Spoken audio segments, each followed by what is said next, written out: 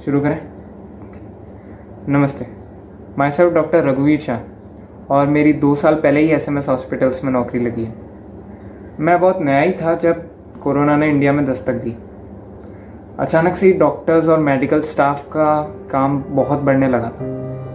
Doctors के ऊपर इतनी जिम्मेदारी आ गई थी, पेशेंट्स।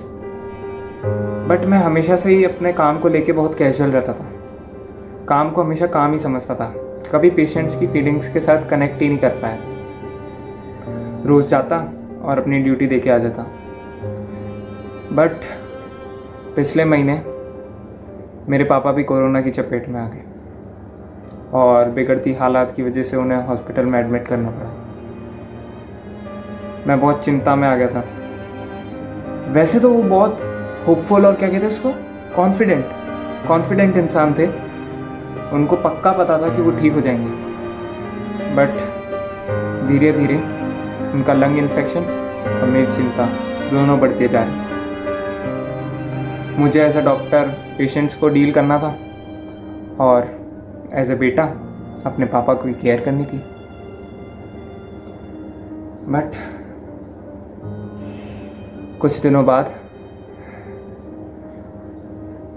मेरे पापा का ऑक्सीजन की कमी से देहांत हो गया। मैं बिल्कुल टूट चुका था।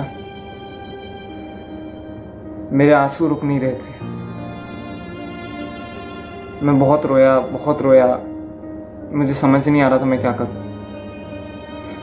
फिर मुझे समझ आया उन हजारों आंसुओं की कीमत और अपनों के खोने का गम। फिर मुझे अपनी गलती समझ में आई कि मैं तो हमेशा लोगों के मर्ज को देखता रहा, कभी उनका दर्द नहीं समझा। इतना सब होने के बावजूद मैं हार नहीं मानी और वापस उठा और अपने आप से ये निर्णय लिया कि मैं सेवा करूँगा।